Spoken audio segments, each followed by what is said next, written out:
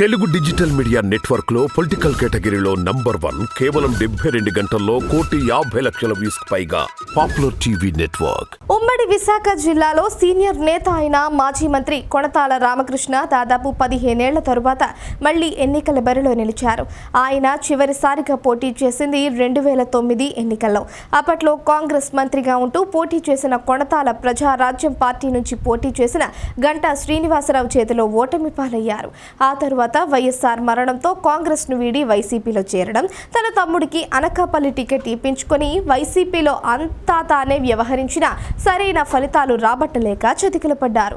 ఆ తరువాత టీడీపీలోకి మద్దతు ప్రకటించిన 2019లో ఆయనకు టికెట్ దక్కలేదు. ఇక 5 ఏళ్ల పాటు రాజకీయ అజ్ఞాతవాసం చేసిన కొణతాల 2024 ఆరంభంలో హడావిడి మొదలుపెట్టారు అని అంటారు. అయితే టీడీపీ వైసీపీలలో ఆయనకు రెడ్ కార్పెట్ అయితే ఎవరూ పరవలేదు.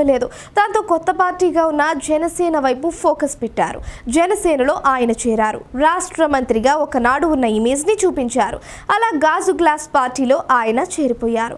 ఆ మీదట తనకు ఎంపీ టికెట్ కావాలని ఆయన టెండర్ పెట్టారని ప్రచారంలో ఉంది. ఆ సీటు విషయంలో తన తమ్ముడు నాగబాబుకు పవన్ కు ఇప్పించుకుంటామని చూశారు. దాంతో అనకాపల్లిలో సీనియర్ నేతగా కొణతాల అవసరం ఉందని భావించి ఆయనకు ఎమ్మెల్యే టికెట్ హామీ ఇచ్చారు.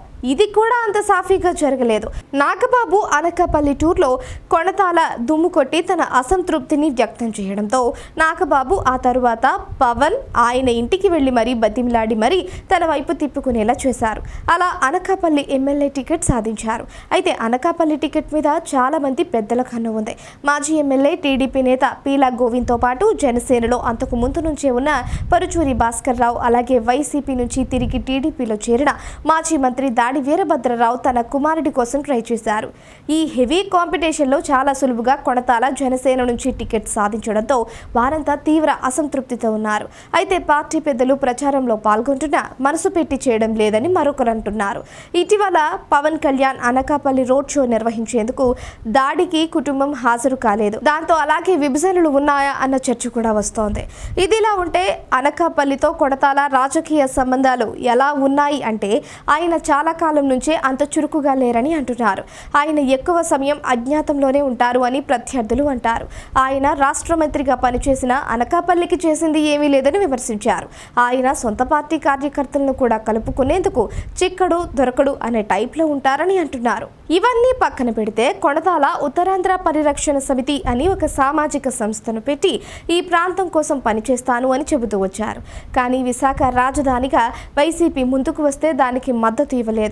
అంతేకాకుండా విశాఖ రాజధానిని పూర్తిగా వ్యతిరేకించే జనసేన కండువా కప్పుకొని పోటీ చేస్తోంది. అలాగే విశాఖ స్టీల్ ప్లాంట్ ని ప్రైవేట్ పరం పట్టాల మీద ఉన్న బీజేపీ ఉన్న కూటమిలో ఆయన కూడా చేరారు. విశాఖ రైల్వే జోన్ ని కూడా ఏమాత్రం సాకారం చేయని బీజేపీతో పొత్తులు పెట్టుకుని జనసేన ముందుకు వెళితే ఆ పార్టీ ఎమ్మెల్యే అభ్యర్థిగా పోటీ చేస్తూ ఉత్తరాంధ్ర పరిరక్షణ అంటే ఎవరు నమ్ముతారని ప్రశ్నిస్తున్నారు. ఇదిలా ఉంటే కొణతాలకు అనకాపల్లి బెల్లం ముక్క అందుతుందా అంటే చాలా రాజకీయ సమీకరణాలు చూడాల్సి ఉందని అంటున్నారు. కూటమిలో కోఆర్డినేషన్ లేకపోవడం, కొణతాల అభ్యర్థిత్వం పట్ల మిగిలిన వారిలో రేగిన అసంతృప్తి చివరికి ఏ ఫలితాన్ని ఇస్తాయి అన్నది చూడాలని అంటున్నారు. 7 పదుల వయసుకు చేరువలో ఉన్న కొణతాల 30 ఏళ్ల యువకుడు అయిన వైసీపీ అభ్యర్థి మాలసాల భరత్తో పోటీ పడుతున్నారు. మరి ఈ ఇద్దరిలో విజేతలు ఎవరు అంటే అనకాపల్లి ప్రజల విలక్షణమైన తీర్పు ఇస్తారని అంటున్నారు.